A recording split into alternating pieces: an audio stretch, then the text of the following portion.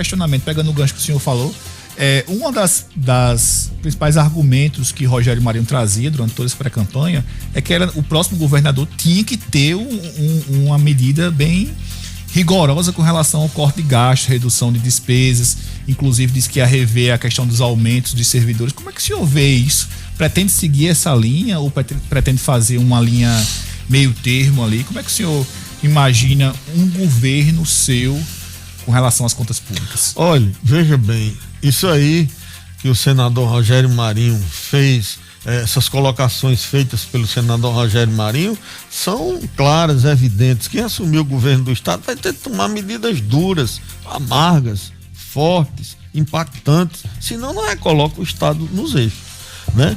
E ninguém, tanto quanto um médico, sabe reconhecer quando o paciente está na UTI.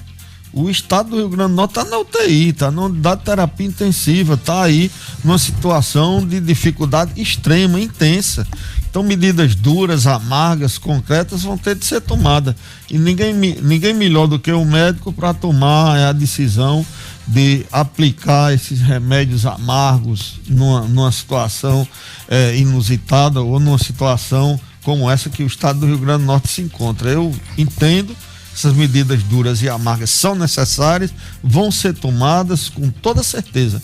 Ninguém tenha dúvida de que coragem, força de vontade e decisão para tomar essas medidas estarão aqui conosco durante esse período em que nós, caso eleito, venhamos a governar o Rio Grande do Norte. Prefeito, pergunta que todo o petista queria fazer para o senhor. O senhor foi prefeito de Natal, o senhor... Eu pensei que o petista ia falar da engorda, do plano diretor, mas tem uma coisa que o senhor vai carregar durante toda a campanha, que é a questão da inauguração do hospital de Natal, que o senhor inaugurou e até agora esse hospital não está aberto. O que foi que aconteceu? O Hospital Municipal de Natal é o maior investimento na história do Rio Grande do Norte de recursos públicos na área da saúde.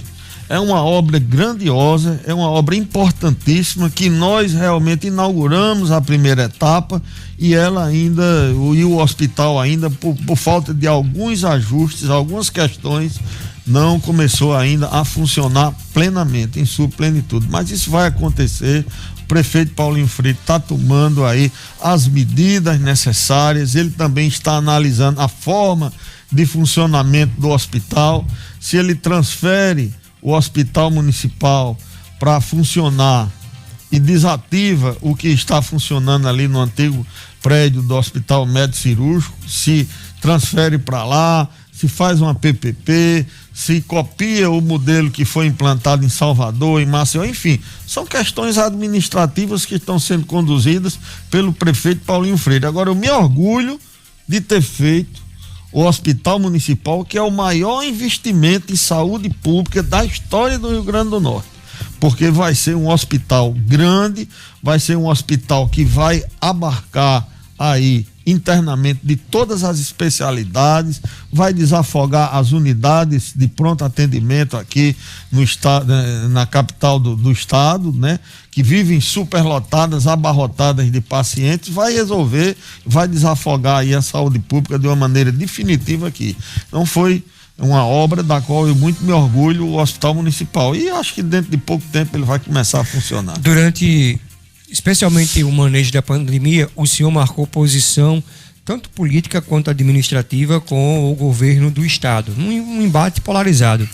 Aquele Álvaro vai ser resgatado já nos próximos dias ou o senhor vai esperar pela campanha para começar a marcar posição com relação ao que o senhor já disse que deverá ser uma eleição polarizada?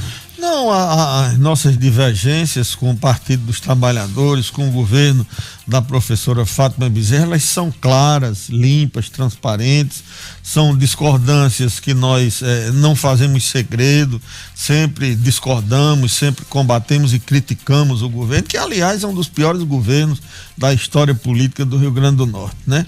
E ela antigamente dizia que não conseguia fazer um bom governo porque o governo federal era adversário quando era o presidente Bolsonaro. Hoje ela tem um governo federal aliado com o presidente Lula presidindo aí o nosso país, e nem assim ela consegue dar uma resposta, dar um direcionamento, fazer um governo que realmente apresente obras concretas para justificar aí o seu mandato, né? Ela tem quase 8 anos de mandato. Como é que o senhor, então a gente já conhece mais ou menos o script de marcar posição com relação ao PT. Que posição o senhor vai marcar sobre quem agora é o líder nas pesquisas? Qual é o seu discurso sobre o pré-candidato do centro, o prefeito de Mossoró? Deixa as coisas se acomodarem. Vamos começar a responder essas perguntas daqui a uns 15 dias, porque está havendo aí uma mudança, né? Nós estávamos lançando de uma forma muito tímida o nosso nome pelo próprio andar da carruagem, que tinha o senador Rogério Marinho, fazia parte do nosso sistema aí de uma maneira, nós sempre tivemos um bom relacionamento e defendendo as mesmas ideias, o mesmo posicionamento, e aí agora que está definido mais de uma maneira concreta o posicionamento com 3 candidaturas, vamos deixar para responder essa pergunta daqui uns 15 dias, quando as novas pesquisas mostrarem definitivamente qual vai ser o quadro eleitoral do nosso estado. Prefeito, o senhor, como prefeito na época de Natal, o senhor travou vários embates, como o Dinato falou aí, na pandemia, teve a engorda de Ponta Negra, teve o plano diretor de Natal, que foi um parto.